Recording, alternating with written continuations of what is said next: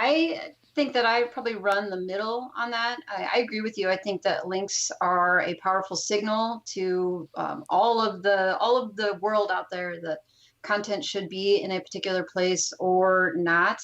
I don't actively spend a lot of time hunting down links just because I feel like for this ad revenue situation where it's like a content push, like the more content you have out there, the more traffic you want to get.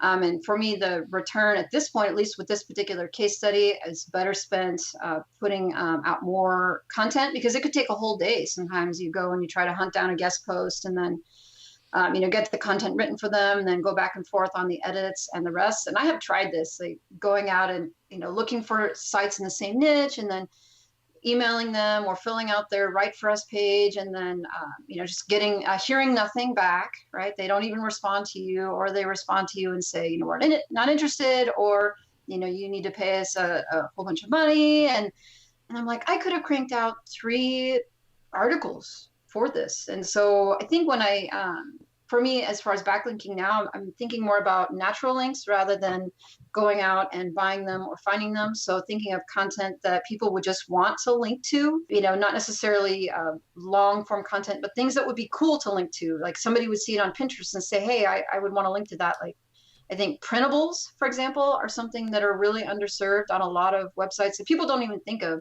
They think of infographics, right? That somebody would want to put on their page, but printables, these resources that people could print out and hang up on their walls or use as like checklists. They seem like they would be useful in any niche. Like you had an outdoor site, you could do a printable checklist for packing for camping, packing for mountaineering, packing for whatever. And that's something that people would want to save.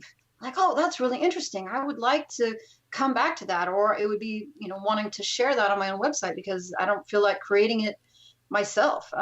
Things that people, for kids, like if you have any sort of website that involves children or families, like things that you can print out for kids to do, things that have the lines that people could fold up, things that you could color, things that you could post on the wall. Like those are simple things that you wouldn't necessarily have to buy, like have somebody create. Like you could go on Canva and use their fonts, right? The block fonts and create things that kids could color or you could draw them. Like if you have any sort of skill whatsoever, like the parents, I'm a parent, right? So this is something that I'm constantly already hunting for myself, like things that just are neat for the kids to color in that maybe are unusual, that are science-based, that are just you're not going to find anywhere else. And it doesn't take a lot of money. So I think, okay, I could spend $500 on a DA, domain authority of a bajillion, right? Or I could probably spend a couple dollars, on Fiverr, outsource that, or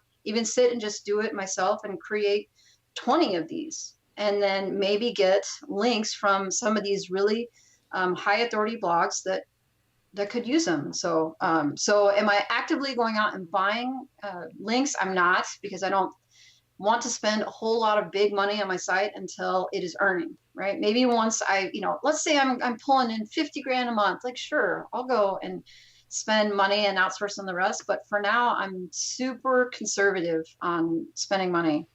I saw your interview with Ron Stefanski about his blog that he created kind of on the same timeline that I did. And he said that he had dropped, $15,000 on it. And I think my jaw almost like fell off, right? Because we're not actually that far away from the number of page views or whatever. I think mine is like 600 and some a month and he's at 800 page views a month. And you guys talk about time and money, like exchanging time for money. You have one or the other, whatever. I've invested my time. He's invested his money. But I was like, man, 15 grand. I was like, holy cow. Yeah.